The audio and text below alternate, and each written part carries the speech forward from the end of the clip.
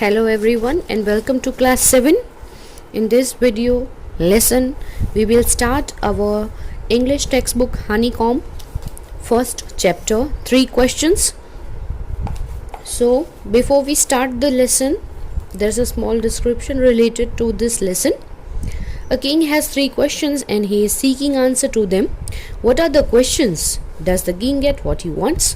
यहाँ पर एक जो 3 questions करके इसमें एक राजा की छोटी सी स्टोरी बताई गई है जिसमें राजा को 3 क्वेश्चंस दिमाग में आए हैं और उसके आंसर उसको ढूंढने हैं.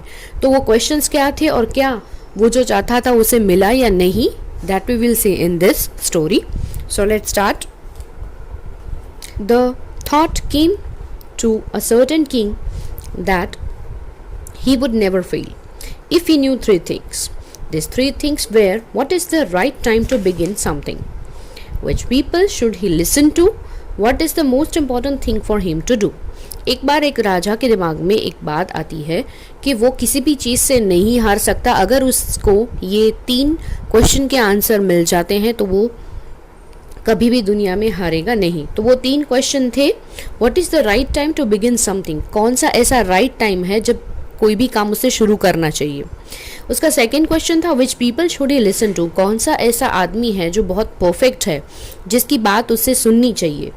And the third question is what is the most important thing for him to do, और ऐसी कौन सी चीज़ है most important thing for him to do कि उसे करनी चाहिए, जो उसे राइट टाइम पे करनी ही चाहिए, ऐसी चीज़ कौन सी है. तो अब देखते हैं कि इन तीनों के आंसर उसे कैसे मिलते हैं. The king therefore sent messengers throughout his kingdom, promising a large sum of money to anyone who would answer these 3 questions. और उसने अपने मैसेंजर्स जो है, अपने सिपाही जो है, उसको अपने पूरे किंगडम में, अपने राज्य में सबको चारों तरफ फैला दिया. और ये भी साथ साथ कहा कि अगर जो इन 3 क्वेश्चन के आंसर ठीक से देगा उसे वो बहुत बड़ी मात्रा में उसे पैसे देगा, मतलब उसे इनाम के तौर पर पैसे मिलेंगे. Many wise men came to the king, but they all answered his questions differently. बहुत अच्छे विद्वान लोग उसे मिलने आए इसका जवाब देने के लिए, पर राजा को उनके सभी के आंसर कुछ अलग अलग लगे और उसे इसको लेकर बिल्कुल भी सेटिस्फैक्शन नहीं हुआ. In reply to the first question, some said the king must prepare a timetable and then follow it strictly. Only in this way, they said, could he do everything at its proper time. एक ने जवाब दिया, first question के answer में एक ने जवाब दिया कि किंग को एक अच्छे से टाइम टेबल बनाना चाहिए और उसे बहुत ही स्ट्रिक्टली फॉलो करना चाहिए. क्यों फॉलो करना चाहिए? क्योंकि ये बस एक यही तरीका है कि यही रास्ता है, थ्रू दिस वो किसी भी काम को प्रॉपर टाइम पे कर पाएंगे. Others said that it was impossible to decide in advance the right time for doing something. किसी ने बताया कि भाई ये बहुत ही मुश्किल है ये बताना कि किसी भी चीज़ को किसी राइट टाइम पे कैसे शुरू करें. The king should notice all that was going on, avoid foolish pleasure and always do what ever seemed necessary at that time. किसी ने ये बताया कि राजा को ये सारी बातों को अवॉइड करना चाहिए, सारी जो फुलिश बातें हैं, ये जो सारे प्लेजर, ये सारी जो उनकी लाइफ में जो सारी फैसिलिटीज़ जो वो उनके पास हैं, उन सभी चीज़ों को उन्हें अवॉइड करना चाहिए. और always do whatever seem necessary at the time, और सही टाइम पे उन्हें सही काम करने चाहिए. Yet other said that the king needed a council of wise man who would help him act the proper time. किसी ने बताया कि ऐसे वाइज पीपल की काउंसिल बनानी चाहिए, ऐसे अच्छे विद्वान लोग हैं उनकी पूरी उन्हें टीम बनानी चाहिए और सही टाइम पे उनको पूछ कर ही सारे काम करने चाहिए. This was because one man would find it impossible to decide correctly without help from others the right time for every action. और इसलिए यह करना चाहिए क्योंकि कोई एक आदमी ये डिसाइड नहीं कर सकता कि एक टाइम पे राइट टाइम पे कौन सा काम करना चाहिए किसी और की हेल्प के बिना. तो जब वाइज पीपल की टीम उसके पास है तो वो किसी की सलाह लेकर, उसकी हेल्प लेकर राजा जो है वो एक अच्छे काम को, किसी भी काम को मतलब राइट टाइम पे कर सकते हैं. But then others said that there were some things which could be urgent. These things could not wait for the decision of the council. In order to decide the right time for doing something, it is necessary to look into the future, and only magicians could do that. The king therefore would have to go to magicians. तो किसी लोग ने बताया कि अगर कभी कोई चीज़ के लिए कोई इमरजेंसी आ जाती है कोई चीज़ इतनी अर्जेंटली आ जाती है तो ऐसी बातों के लिए वाइज पीपल या ऐसी काउंसिल को बुलाकर डिसीजन लेना सही नहीं हो सकता, क्योंकि वो टाइम ही ऐसा होता है कि हमें कोई परफेक्ट डिसीजन खुद से ही लेना पड़ता है। और ऐसी चीज़ों को, ऐसी मोमेंट को जानने के लिए हमें ऐसे लोगों को मिलना चाहिए जो फ्यूचर के बारे में बता सकते हैं। तो इसीलिए राजा को मैजिशियंस के पास जाना चाहिए जो मैजिक करके उनको फ्यूचर बता सकें। In their answer to the second question, some said that the people most necessary to the king were his counselors. Others said the priest, a few others chose the doctor, and yet others said that his soldiers were the most necessary. अब सभी ने अलग अलग तरह के जवाब देने शुरू कर दिए थे और सेकंड क्वेश्चन के आंसर में किसी ने बताया कि राजा को सबसे ज़्यादा जिसकी ज़रूरत पड़ सकती है वो है उसके काउंसलर्स। किसी ने बताया कि प्रिस्ट यानी कि जो धर्मगुरु होते हैं वो उसे सही रास्ता दिखा सकते हैं। कुछ लोगों ने डॉक्टर के बारे में बताया तो कुछ लोगों ने उसने एडवाइस दी किसकी, सोल्जर्स की, कि वो बहुत ही ज़रूरी होते हैं। To the third question, some said science, other choose fighting and yet other religious worship. तो थर्ड क्वेश्चन के आंसर में किसी ने बताया कि भाई साइंस बहुत ज़रूरी है, किसी ने फाइटिंग यानी कि लड़ाइयों को पसंद किया, तो किसी ने बताया कि रिलीजियस और वर्शिप, प्रार्थनाएं या फिर धर्म को हमें मान के फॉलो करना चाहिए। As the answer to his question were so different, the king was not satisfied and gave no reward.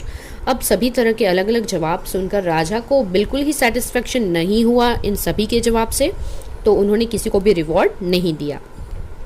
Instead, he decided to seek the advice of a certain hermit who was widely known for his wisdom. अब इसकी जगह उन्होंने खुद decide किया कि वो किसी hermit के पास जाएंगे और खुद ही इन सारे सवालों के जवाब खुद ही ढूंढेंगे हर्मिट से पूछकर।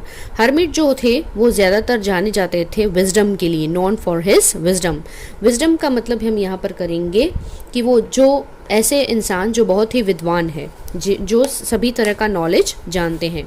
The hermit lived in a wood which he never left, he saw no one but simple people, and so the king put on ordinary clothes before he reached the hermit's hut. The king left his horse with his bodyguard and went on alone. अब ये hermit जो थे वो ज़्यादातर जंगलों में रहते थे, वो ज़्यादातर लोगों के कांटेक्ट में आने वाले लोगों में से नहीं थे, वो बहुत ही सिंपल लाइफ को लीव करते थे। सो राजा ने भी डिसाइड किया कि उनके पास जाने से पहले उन्होंने खुद भी बहुत ही सिंपल से कपड़े पहन लिए और फिर अपना जो हॉर्स था, जिस घोड़े से वो उनके पास जाने वाले थे, उस घोड़े को आधे रास्ते में ही उन्होंने अपने सिपाहियों के पास छोड़ दिया और फिर वो खुद पैदल उनकी झोपड़ी की तरफ चले गए। As the king came near the hermit's hut, he saw the hermit digging the ground in front of his hut. जैसे ही वो उनकी झोपड़ी के नज़दीक, उसकी हर्मिट की जो हट थी उसके नज़दीक गए, उन्होंने देखा कि एक हर्मिट जो थे वो ग्राउंड को यानी कि ज़मीन को खोद रहे थे, जो बहुत ही उनके हट के नज़दीक थी। ही greeted the king and continued digging. उन्होंने देखा कि सामने से राजा आ रहा है तो उन्होंने ग्रीट किया और फिर वापस से अपनी खुदाई में लग गए। The hermit was old and weak and as he walked he breathe heavily.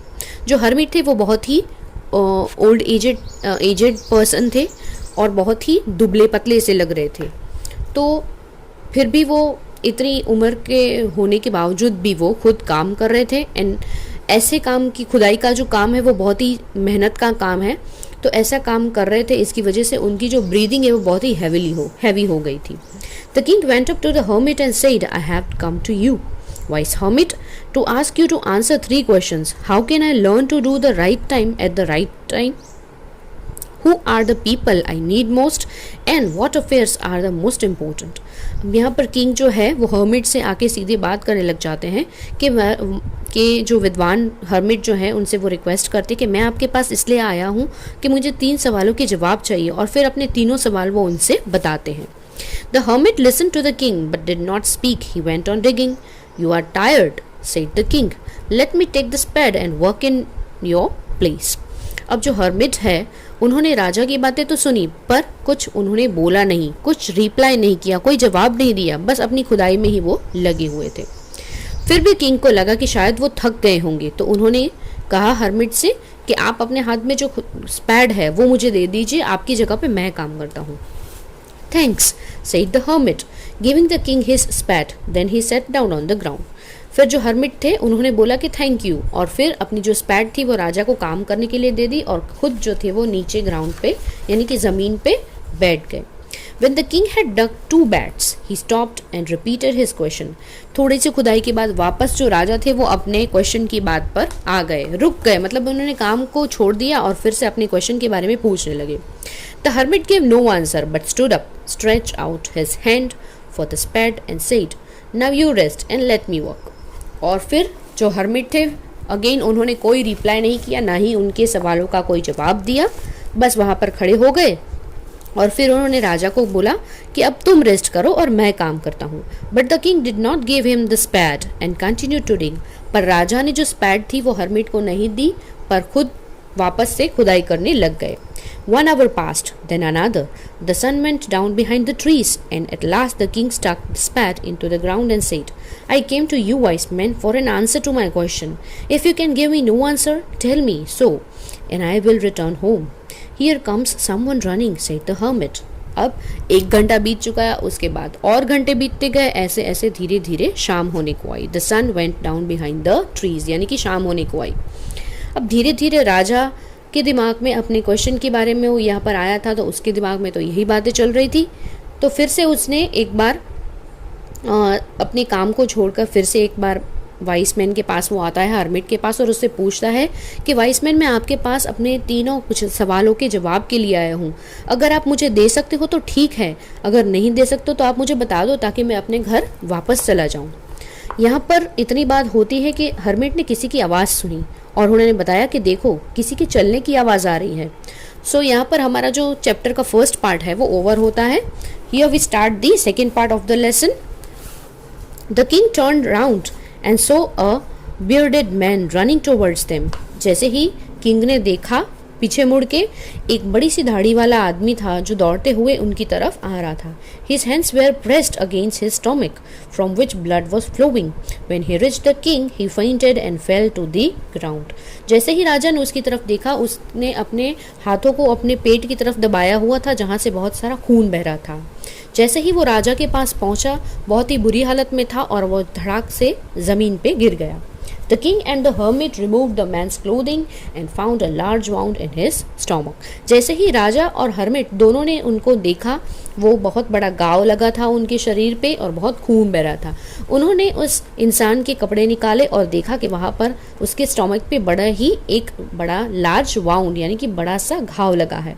The king washed and covered it with his handkerchief. राजा ने वो सब घाव पे जो खून के निशान, खून जो बह रहा था, उन सबको साफ किया और अपना रुमाल जो था उससे उसको कवर कर दिया। But the blood was not stop flowing.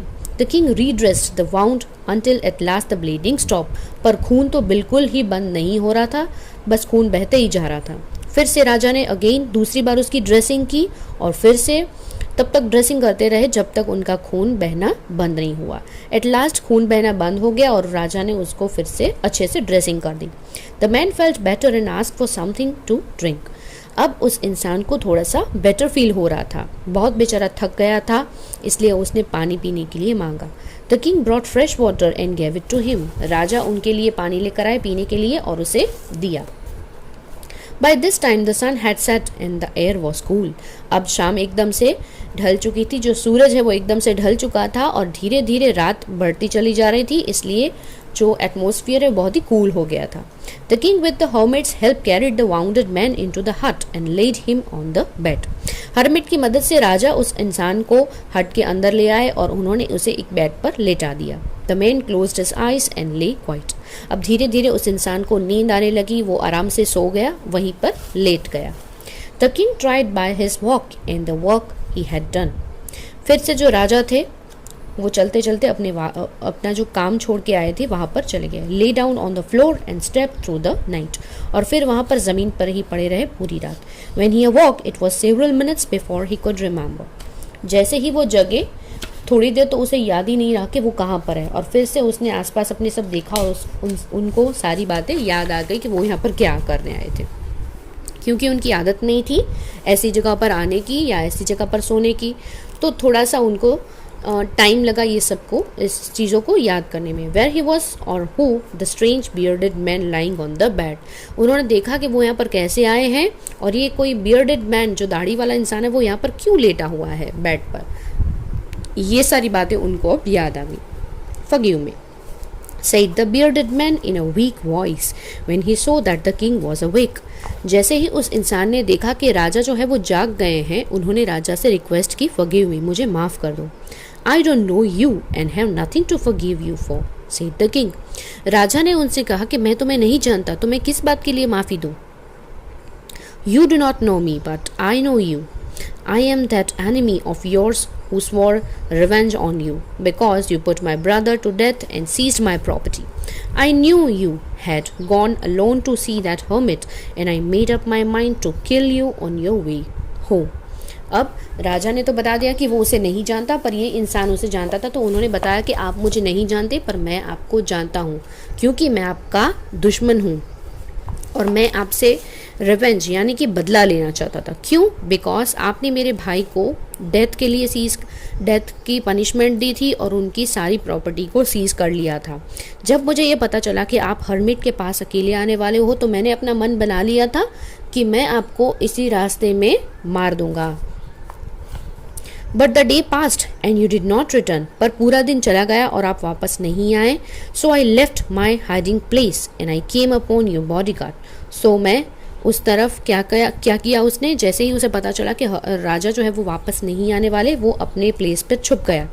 पर किसी तरह से राजा की बॉडीगार्ड जो है वो उन्होंने उनको पहचान लिया। Who recognized me and wounded me, और उनको मारने की कोशिश की। I escaped from him but I should have died if you had not dressed my wound. मैं वहाँ से भाग गया अपने आप को बचाने के लिए। मैं मर जाता पर मैं नहीं मरा। क्यों? क्योंकि आपने मुझे बचा लिया। उन्होंने, जो राजा थे, उन्होंने उसकी अच्छी से ड्रेसिंग की और उसको बचा लिया। I wish to kill you and you have saved my life. मैंने तो आपको मारने की इच्छा की थी पर आपने मुझे बचा लिया। Now if I live I will serve you as your most faithful servant and will order my sons to do the same. Forgive me. और वापस उससे माफ़ी मांगता है और बताता है कि अगर मैं ज़िंदा हूँ तो आप ही की वजह से हूँ, और अगर लाइफ में अब मुझे मौका मिले तो मैं सबसे आपका फेथफुल सर्वेंट बन के आपकी सेवा करूँगा, और मेरे बच्चों को भी मैं यही सलाह दूंगा कि वो भी यही काम करें। प्लीज़ आप मुझे माफ़ कर दीजिए। The king was very happy to have made peace with his enemy so easily and to have won him over as a friend. He not only forgave him but said he would send his servant and his own doctor to look after him and he promised to give back the man his property। राजा को ये देखकर बड़ी ही खुशी हुई कि कैसे एक दुश्मन जो था अब बहुत ही आसानी तरीके से, कितना उनके साथ फ्रेंडली, कितनी आसानी से वो एक अच्छा इंसान बन चुका था, एक फ्रेंड बन चुका था। एक जो उनके जो दुश्मन थे वो दोष में अपने दोस्त राजा का जो दुश्मन था वो आज कितनी एक आसान तरीके से उनका दोस्त बन चुका है, उसका सर्वेंट, फेथफुल सर्वेंट बनने के लिए तैयार हो गया है। ये बात जान के राजा को बड़ी ही खुशी हुई। और फिर राजा ने अपने गार्ड्स को प्रॉमिस किया कि वो अपने खुद के जो डॉक्टर हैं उनसे इसका इलाज करवाएं, और ये भी प्रॉमिस किया कि वो उनकी सारी प्रॉपर्टी उन्हें वापस कर देंगे। Leaving the bounded man the king went out of the hut and looked around for the hermit. Before going away, he wished once more to get answer to his questions. अब इस bounded man को वहाँ पर छोड़ के राजा जो थे वो वापस हट की तरफ गए और चारों तरफ उन्होंने हर्मिट को ढूंढना शुरू किया। वहाँ से वो जाना चाहते थे, पर जाने से पहले वो एक बार फिर से हर्मिट को अपने क्वेश्चन के आंसर के बारे में पूछना चाहते थे। The hermit was on his knees sowing seed in the beds and that had been dug the day before. The king went up to the hermit and said, for the last time, I beg you to answer my questions, wise man। जैसे ही राजा ने देखा कि hermit जो थे वो अपने घुटनों पर बैठे हुए थे, sowing seed in the beds that had been dug, जो अगले दिन उन्होंने जो ज़मीन खोद कर रखी थी वहाँ पर सीड यानी कि कुछ दाने जो थे उनको बोने थे, तो वो गार्डनिंग के काम में बिजी थे। मतलब जो हर्मिट थे वो अपने घुटनों पर बैठे थे, कुछ सीड्स जो ज़मीन खोद कर रखी थी वहाँ पर वो उसे उगाने के लिए बैठे थे। राजा ने उनको देखा और फिर से रिक्वेस्ट की, द लास्ट टाइम वो मैं आपसे रिक्वेस्ट कर रहा हूँ कि क्या अगर आप मुझे मेरे जो क्वेश्चन है उसके आंसर दे पाएँ तो। You have already been answered, said the hermit, still bending down to the ground and looking up at the king as he stood before him. तो हर्मिट ने जवाब दिया कि तुम्हें तुम्हारे जवाब तो खुद ही मिल गए हैं। और जैसे वो वहाँ पर बैठे बैठे ही वो राजा की तरफ देख रहे थे, उन्हें जवाब दे रहे थे। How have I been answered, what do you mean? राजा ने बताया, मुझे खुद अपने आंसर कैसे मिल गए, आप क्या बताना चाहते हो? Do you not see, replied the hermit. Hermit ने बताया कि क्या तुम्हें नहीं समझ में आया? If you had not pitied my weakness yesterday and had not dug this beds for me you would have gone away. अगर तुम मुझे यस्टरडे को मैं जब काम कर रहा था तो मुझे रोकते नहीं, मेरे काम में मुझे हेल्प नहीं करते, तो आज मैं ये काम नहीं कर सकता था और तुम काम करते करते यहाँ पर रुकते नहीं। Then that man would have attacked you and you would have wished you had stayed with me. तो अगर तुम यहाँ से चले जाते तो वो जो मैन था, वाउंडेड मैन, वो तुम पे अटैक कर देता और तुम्हें मार देता, पर उसकी बजाय तुम यहाँ पर ही रह गए, जिसकी वजह से तुम बच गए। So the most important time was when you were digging the bats. तो सबसे इम्पॉर्टेंट टाइम क्या था कि तुम जब डिगिंग, जो बैट्स थी, जो क्यारियाँ थी, जब वहाँ पर तुम खुदाई कर रहे थे, वो सबसे बेस्ट टाइम था। And I was the most important man to do me good was yours most important business. मेरे साथ अच्छा काम करना, तुम मेरे साथ थे तो मैं तुम्हारे लिए उस वक्त मोस्ट इम्पॉर्टेंट पर्सन था। The most important time was when you were caring for him. सबसे इम्पॉर्टेंट टाइम वो था तब जब तुम उस इंसान की केयर कर रहे थे, उसकी हेल्प कर रहे थे। Because if you had not dressed his wound he would have died without having made peace with you. अगर तुम उसकी मदद नहीं करते, उसकी ड्रेसिंग नहीं करते, तो वो इंसान मर जाता। आप तुम्हारे साथ फ्रेंडशिप के बिना ही वो मर जाता और तुम्हें कभी भी इस बात का पता ही नहीं चलता। तो ये जो पीस थी, जो ये शांति तुम दोनों के बीच में बन गई, उसे बताए बिना ही वो बेचारा मर जाता। So he was the most important man and what you did for him was your most important business. तो वो इंसान तुम्हारे लिए मोस्ट इम्पॉर्टेंट था और तुमने उसके लिए जो राइट टाइम पे उसके साथ जो किया, that is the most important business. Remember then there is the only one time that is important and that time is now. सबसे ज़रूरी समय या इम्पॉर्टेंट टाइम वही होता है। कौन सा टाइम होता है? नाउ, यानी कि अभी का टाइम। जब हम कोई भी काम करते हैं तभी उस चीज़ को देख के ही हम उसका डिसीजन ले लेते हैं। It is the most important time because it is the only time we have any power to act. वो ऐसा समय होता है तब हमारे उस टाइम पे हमारे पास कोई भी एक्ट करने की पावर, जो समझ शक्ति है, वो हमारे अंदर तभी होती है, क्योंकि सिचुएशन को देखकर हम डिसाइड कर लेते हैं कि आगे का एक्ट हमें क्या करना है। तो ये हमें ही सोचना है कि इस वक्त पे हमें क्या काम करना है। तो that is the most important time. The most necessary person is the person you are with at particular moment, for no one knows what will happen in the future. क्योंकि ये कोई नहीं जानता कि आगे फ्यूचर में क्या होने वाला है। तो सबसे ज़रूरी इंसान वही है, जिस टाइम पे आप जिसके साथ खड़े हो वही आपके लिए वो बहुत मोस्ट इम्पॉर्टेंट पर्सन है। सो future and whatever we will meet anyone else, the most important business is to do that person good because we were sent into this world for that purpose alone. और सबसे ज़रूरी business हमारी ज़िंदगी में यही है कि जो आपके साथ राइट टाइम पे नाउ, यानी कि अभी हमारे साथ जो खड़ा है, उस व्यक्ति के साथ हमें कुछ अच्छा काम करना है और इसी नेक काम के लिए हमें भगवान ने इस दुनिया में भेजा है अकेली। तो हमारे पर ही डिपेंड करता है कि राइट टाइम पे जब आप खड़े हो, जिस वक्त पे खड़े हो, आपके साथ जो खड़ा है, आपको उसके साथ कैसा व्यवहार करना है, किसी का अच्छा कैसे करना है। तो किसी के साथ अच्छा, यानी कि गुड डीड्स, अच्छे काम करने के लिए हमें इस दुनिया में भेजा गया है and that is the only purpose. ये भगवान का एक ऐसा पर्पस है जिसको पूरा करने के लिए भगवान ने हमें इस दुनिया में भेजा है। सो ये बहुत अच्छे तरीके से हर्मिट ने यहाँ पर तीनों आंसर्स जो है वो राजा को समझा दिया था। So here we are end our lesson.